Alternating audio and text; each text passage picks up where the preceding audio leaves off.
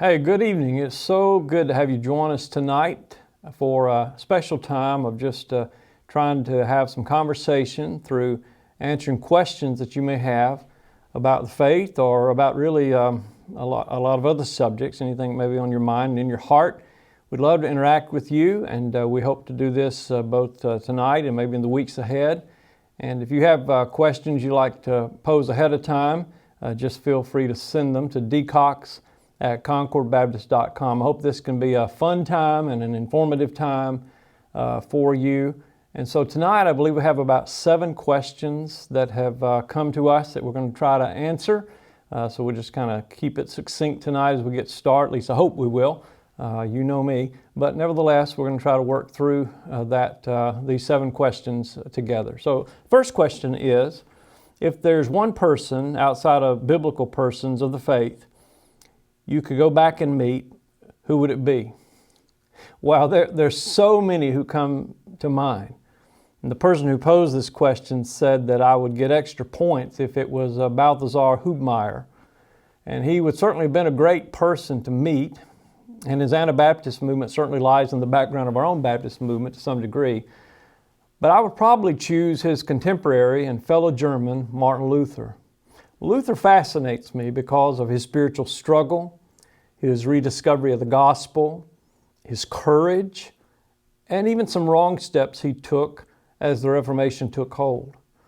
I'm drawn to his humor, and you can read a bit of that in the little book, The Wit of Martin Luther. And I'm also drawn to his practical devotion in and his application of the Scriptures. I keep a copy of his Table Talk on my desk at home with a few other devotional writers. And you can get a copy of that yourself and read through it.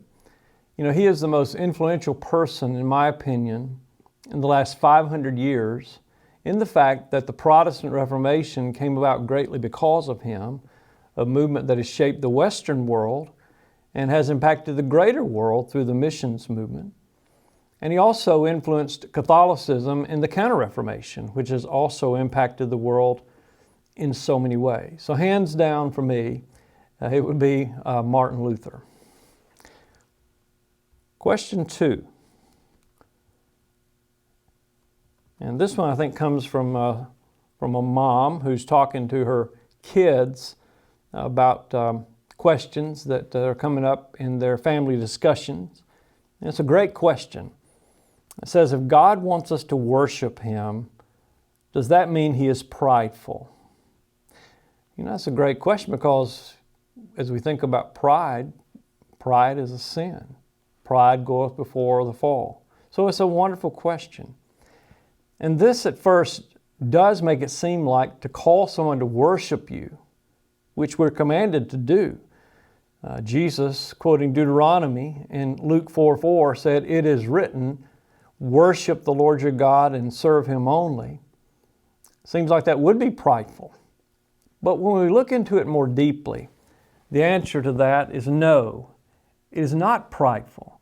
God is not prideful to call us to worship Him. If God is the highest of all persons, the most powerful, good, pure being, the one whose character is to be desired above all, the one who is pure love, and the one who loves us purely, truly the greatest, then for Him to not call us to worship Him would be to not wish for us the best, to not love us purely. Because it is through worship that we become like the object of our worship. And if God desires our perfection, as He does, then He would long for us to worship Him, because in the words of Nacho Libre, He's the best. Of course, Ramses in the movie was not the best, but God really is.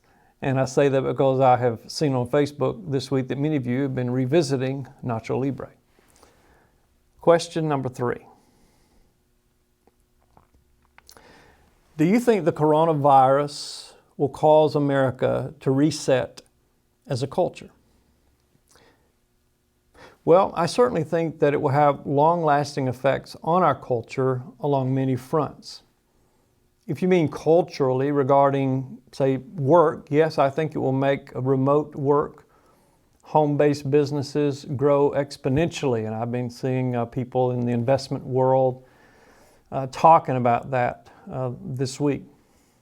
Spiritually and morally, I think that depends on the length and duration of what is going on. I've seen articles in mainstream sources that are not necessarily Christian raising the question of, will this lead to a spiritual revival in our land, as have other times of difficulties. Matter of fact, on the Drudge Report main headline today, it says, Great Awakening, ?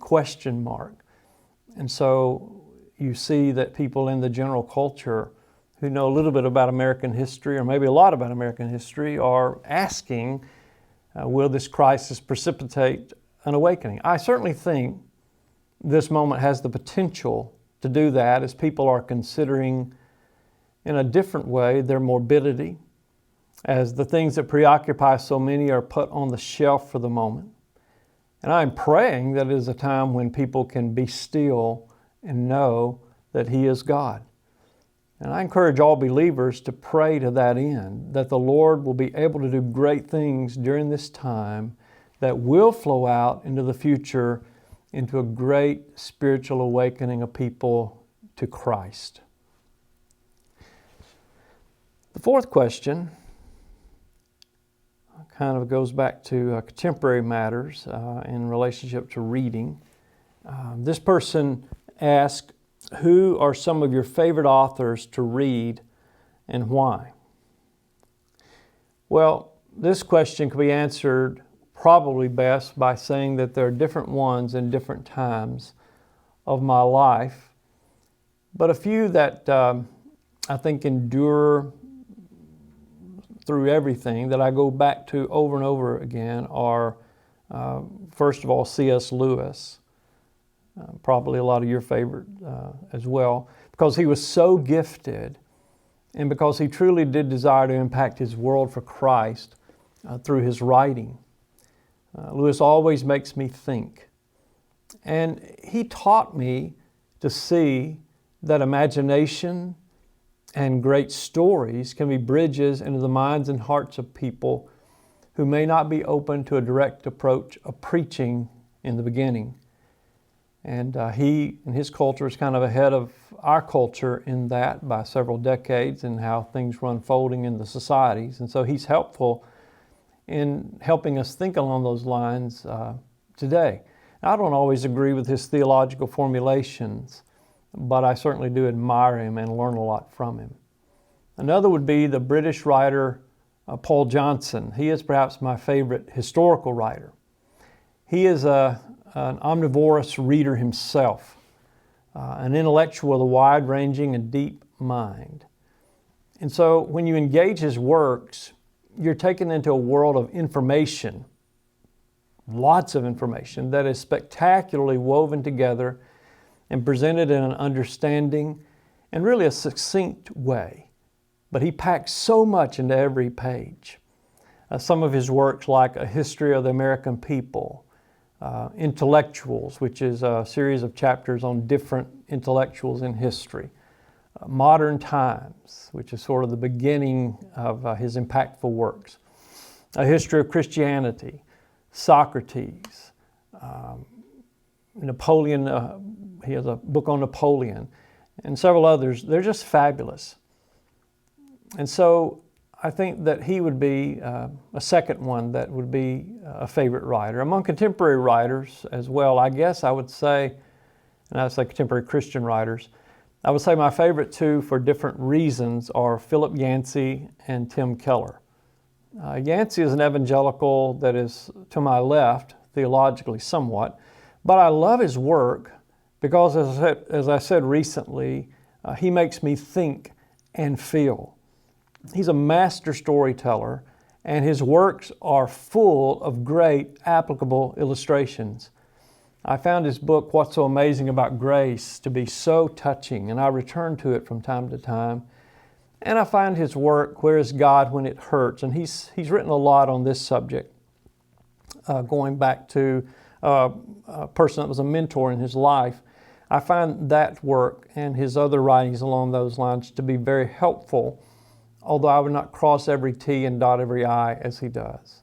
And then I like Tim Keller because he is so in touch with Scripture as it relates to culture, preaching to this culture. Having pastored in New York City for so many years, he is a master at how we should engage our contemporary society with the gospel. And he has now written on so many different topics, and he's always helpful.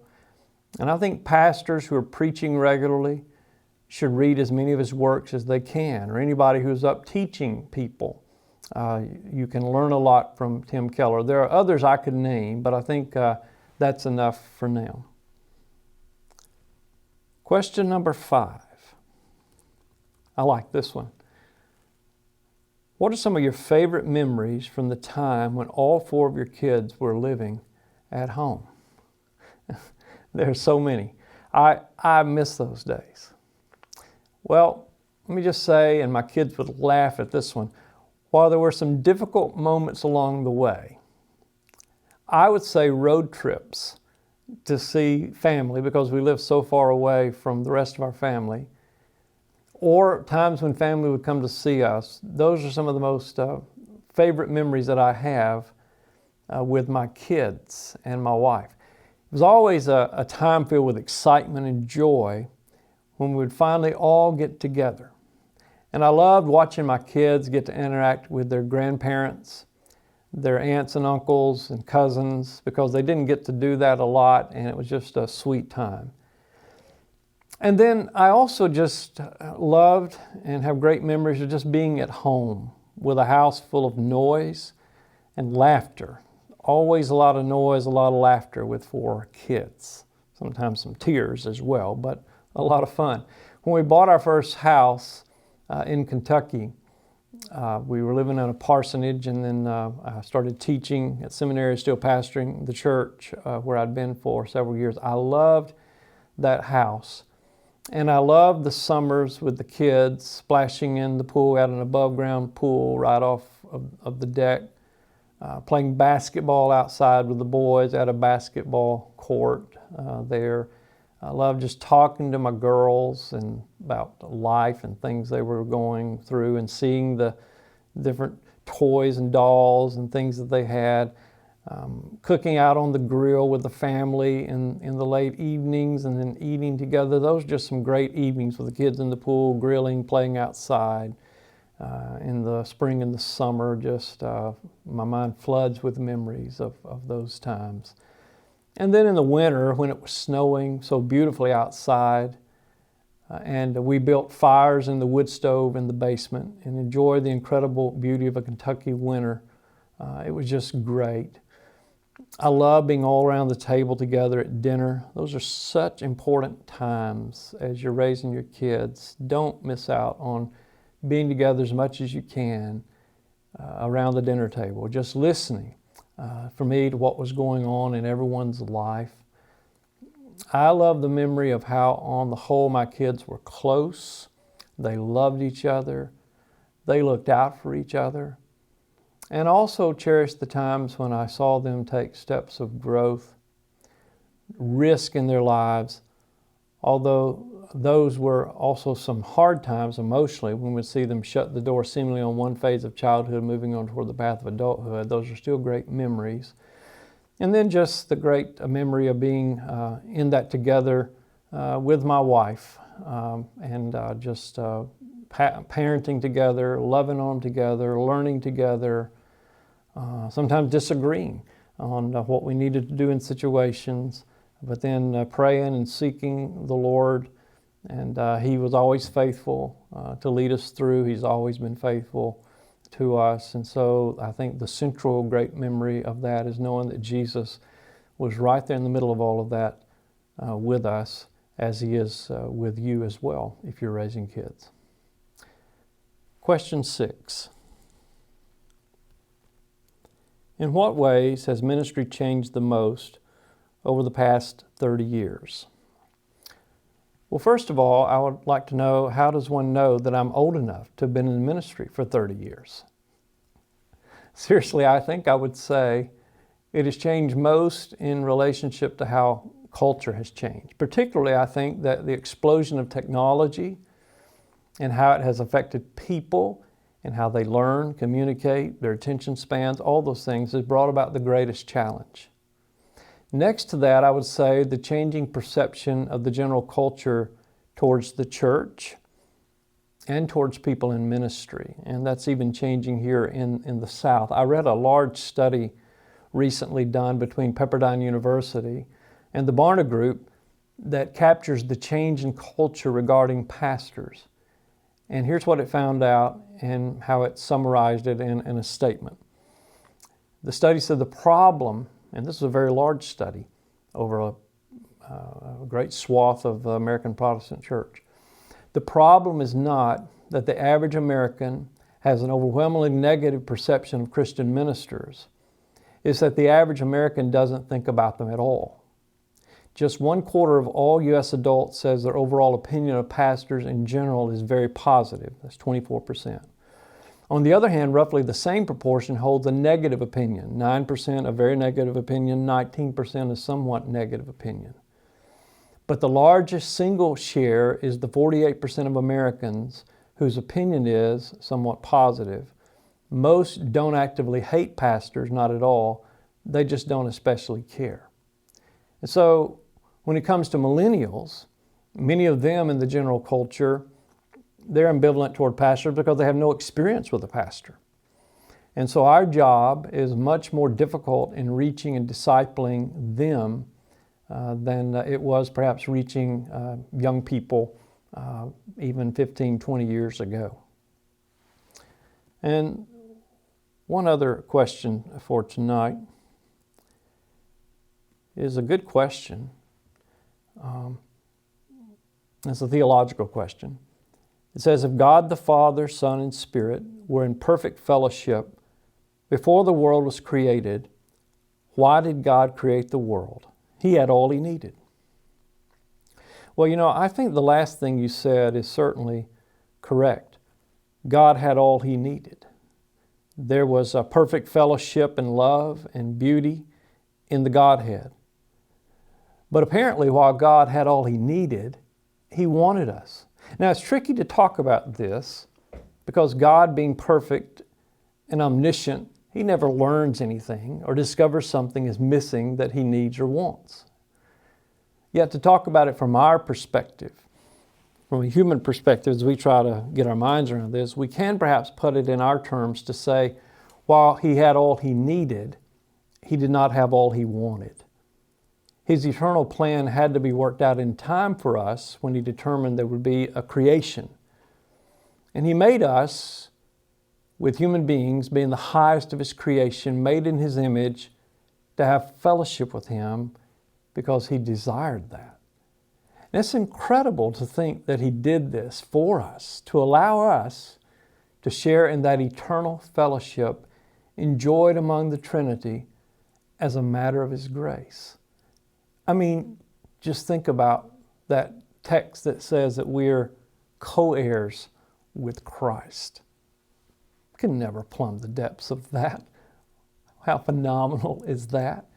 That the God who did not need us, wanted us, not just to have fellowship, but to lift us up in His grace, to share in the glories of being with Him, perfected, and being a co-heir with Jesus, all that belongs to Jesus as the eternal Son of God is shared with us.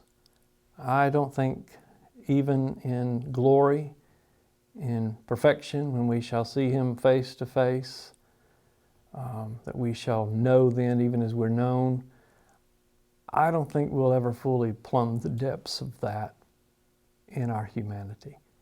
Well, I'm going to stop here for tonight. We can pick up again next week. Again, if you have questions you would like for me to address, just drop us an email at the address on the screen. Hope this will be helpful, and I look forward to doing this again. God bless you, and I hope you have a great week ahead.